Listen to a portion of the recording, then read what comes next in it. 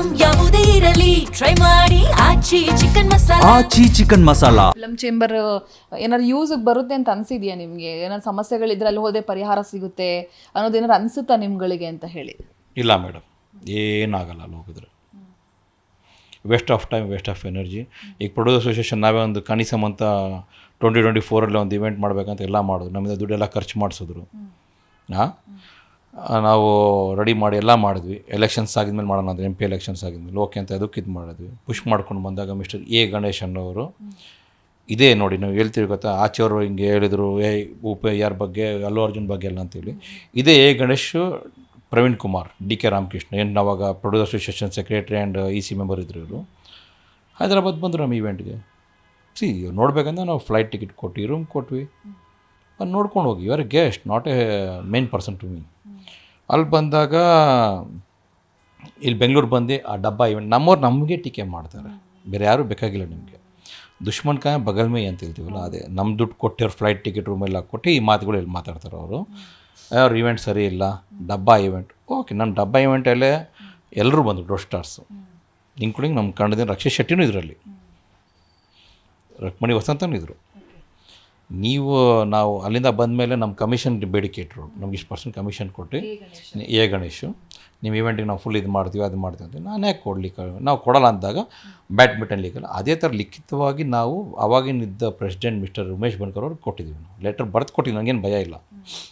ಆಮೇಲೆ ಹತ್ರ ದುಡ್ಡುಗಳು ತರಿಸ್ಕೊಂಡಿದ್ರು, ಚಿಲ್ಲರೆ ದುಡ್ಡು, ಅದಕ್ಕೆ ಬೇಕು ಇದಕ್ಕೆ ಬೇಕು, ಅವ್ರಿಗೆ ಕೂಡಿಸ್ಬೇಕು, ಇವರು ಪಾರ್ಟಿ ಮಾಡಿಸ್ಬೇಕಂತೇಳಿ ಗೂಗಲ್ ಪೇ ಕ್ಯಾಶ್ ಎಲ್ಲ ತರಿಸ್ಕೊಂಡಿದ್ದಾರೆ. ಅದನ್ನು ಕಳಿಸಿದ್ವಿ. ಅದನ್ನು ನಮಗೇನು ಭಯ ಇಲ್ಲ ಮೇಡಮ್, ನಮಗೇನು ಅವರಿಂದ ನಾಗಂಗೆ ಹೋಗಂಗೆ ಏನೂ ಇಲ್ಲ. ನಮ್ಮಿಂದ ಅವ್ರಿಗೆ ಲಾಭ ಇದೆ, ಅವ್ರಿಂದ ನಮಗೇನು ಲಾಭ ಇಲ್ಲ. ಸರ್, ಈಗ ಸ್ಟಾರ್ಗಳು ನಿಮ್ಗೆ ಗೊತ್ತಿರುತ್ತೆ ಒಂದು ಸಿನಿಮಾನ ಹೇಗೆ ವಿತರಣೆ ಮಾಡಬೇಕು, ಒಂದು ನಿರ್ಮಾಪಕ ಅಂದರೆ ಅದು ಹೇಗಿರುತ್ತೆ ಅಂತೇಳಿ. ಸ್ಟಾರ್ಗಳು ಒಂದು ವರ್ಷಕ್ಕೆ ಸಿನಿಮಾ ಮಾಡೋದೇ ಕಡಿಮೆ ಮಾಡಿಬಿಟ್ಟಿದ್ದಾರೆ. 6 ವರ್ಷಕ್ಕೊಂದು, 3 ವರ್ಷಕ್ಕೊಂದು, ಅಥವಾ ಇನ್ನೆಲ್ಲೋ ಕುತ್ಕೊಂಡ್ಬಿಡೋದು, ಈ ಥರದ್ದೆಲ್ಲವೂ ಕೂಡ ನಡೀತಾ ಇದೆ. ನಿಮಗೆ ನೋಡ್ತಾ ಮುಂದಿನ ದಿನಗಳಲ್ಲಿ ಸಿನಿಮಾ ಇರುತ್ತಾ ಅಂತ ಅನಿಸುತ್ತಾ ನಿಮಗೆ ಅಂತ ಹೇಳಿ? ಯಾಕಂದ್ರೆ ಈಗ ನೋಡ್ದೆ ಹೋದರೆ ಇನ್ನು ಬೆರಳೆಣಿಕೆ ಸಿನಿಮಾಗಳಷ್ಟೇ ದೊಡ್ಡ ದೊಡ್ಡ ಸಿನಿಮಾಗಳಿದ್ದಾವೆ. ನೆಕ್ಸ್ಟ್ ವರ್ಷಕ್ಕೆ ಇನ್ನು ಯಾವುದಿದೆಯಪ್ಪ ಅಂತ ನಮಗೆ ಇನ್ನೂ ಬಂದೇ ಇಲ್ಲ, ಮಾಹಿತಿನೇ ಇಲ್ಲ.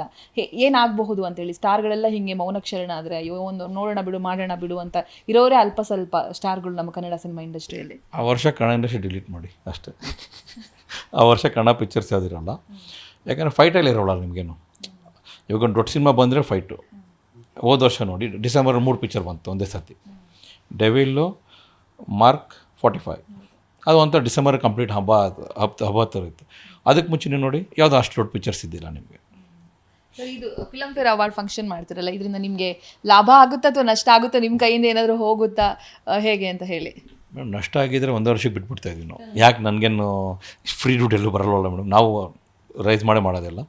So we have good profit ಇದೆ, ಅದು ನಮಗೇನು ತೊಂದರೆ ಏನಿಲ್ಲ. ಫೈನಲಿ ಹೇಳೋದಂದರೆ ನಾವು ಪ್ರೊಡ್ಯೂಸರ್ ಅಸೋಸಿಯೇಷನ್ ಚೇಂಬರ್ಗೆ ಏನಂದರೆ ಎಲ್ಲ ಬರೋರನ್ನ ಸಮಸ್ಯೆ ಬಗೆಹರಿಸಿ ಇಂಡಸ್ಟ್ರಿನ ಯೂನಿಟಿ ಮಾಡೋದು ನೋಡಿ, ಆಯಿತಾ? ಹೆಂಗೆ ನಮಗೆ ಮಾಡ್ದಂಗೆ ನಮ್ಗಂತ ತಡ್ಕೊಂಡು, ಯಾಕೆ ಹಳಬ್ರು ನಾವು ತಲೆನೇ ಕೆಡ್ಸ್ಕೊಳಕ್ಕೆ ಹೋಗಲ್ಲ.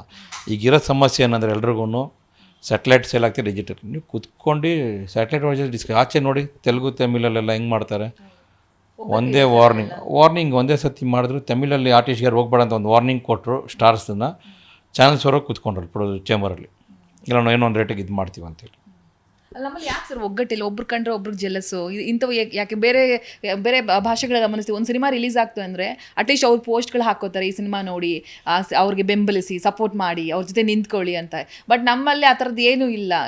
ಯಾಕಿಲ್ಲ ಅಷ್ಟೊಂದು ಹೊಟ್ಟೆ ಕಿಚ್ಚು ಒಬ್ರು ಕಂಡ್ರೆ ಒಬ್ರಿಗೆ ಅಂತ ಹೇಳಿ? ಈಗ ಎಕ್ಸಾಂಪಲ್ ಪ್ರೊಡ್ಯೂಸರ್ ಅಸೋಸಿಯೇಷನ್ದೇ ಕೊಟ್ಟನಲ್ಲ ಮೇಡಮ್, ನಾನು ಫ್ಲೈಟ್ ನನ್ನ ರೂಮ್ ಕೊಟ್ಟು ನಂದೇ ಇವೆಂಟ್ ಡಬ್ಬ ಅಂತ ಹೇಳ್ತಾರೆ ಅಂದಾಗ ಅಷ್ಟಕ್ಕೆ ಎಕ್ಸಾಂಪಲ್ ಬೇರೆ ಅದು ಬೇಡ. ಇಲ್ಲಿ ಸ್ಟಾರ್ಟ್ ಆಗಿರೋದು ಇಲ್ಲಿಂದ. ಈ ಸ್ಟಾರ್ ಹತ್ರ ತೊಗೊಂಡೋಗಿ ಅಲ್ಲಿ ಫಿಟ್ಟಿಂಗ್ ಇರ್ತಾರೆ, ಅಲ್ಲಿಂದ ಅಲ್ಲಿ ಫಿಟ್ಟಿಂಗ್ ಇಡೋದು ಈ ಥರ ಜನನೇ, ಬೇರೆ ಯಾರೂ ಅಲ್ಲ ಇಲ್ಲಿ. ಹೇಳ್ದಾರೆ madam, satellite industry OTT problem, satellite problem ಇರೋದ್ರಿಂದ chamber has to come forward for the new people. ಎಲ್ಲರಿಗೂ ಏನೋ ರೇಟ್.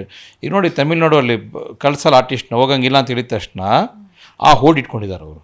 ಇಲ್ಲೇನು ಹೋಲ್ಡ್ ಇದೆ ನಿಮಗೆ? ಏನಿಲ್ಲ. ಏನಿದೆ ಹೋಲ್ಡ್ ಇಲ್ಲ ಇಲ್ಲಿ? ಈ ನೀವೇನೋ ನೀವು ಸಮಸ್ಯೆ ತೊಗೊಂಡೋದ್ರೆ ನಿಮಗೇನೋ ಬಗೆಹರಿಸಲ್ಲ, ಇನ್ನೂ ನಿಮ್ಗೆ ಸಮಸ್ಯೆ ಮಾಡಿ ಕಳಿಸ್ತಾರೆ ಆಚೆ, ಹಂಗಿದ್ದಾರೆ. ಅದೇನಂದರೆ ನಮಗೆ ನಂಬಿಕೆ ಇಲ್ಲ ಈಗ. ಯಾಕೆ ನಮ್ಮಂಥವ್ರಿಗೆ ಹಿಂಗೆ ಮೋಸ ಮಾಡ್ತಾರೆ ಪ್ರೊಡ್ಯೂಸರ್ ಅಸೋಸಿಯೇಷನ್ ಎಲ್ಲ ಅಂದಾಗ, ಆಚೆಯವ್ರು ಇನ್ನು ಹೊಸಬ್ರಿಗೆ ಎಷ್ಟು ಮೋಸ ಆಗಲ್ಲ, ಅದು ಲೆಕ್ಕ ಹಾಕಿ ನೀವು. ಸರಿ, ಅದೇ ಹೇಳಿದೆ ನಮಗೆ ತರುಣ್ ದಿಗಂತ್ ಅವ್ರ ಒಂದು ಪೋಸ್ಟ್ ಪ್ರೊಡಕ್ಷನ್ ಇದೆ, ಆ್ಯಂಡ್ ಶರಣ್ ಸರ್ ಜೊತೆ ಡಿಸ್ಕಷನ್ ಮಾಡ್ತಾಯಿದ್ವಿ. ಸೊ ಹೋಪ್ಫುಲಿ ಎಲ್ಲ ಓಕೆ ಆಯ್ತು ಅಂದರೆ ಉಗಾದಿ ಹಬ್ಬ ಆಗಿದ್ಮೇಲೆ ಅದನ್ನು ಆನ್ ಫ್ಲೋರಿಗೆ ಪ್ಲ್ಯಾನ್ ಮಾಡ್ತೀವಿ.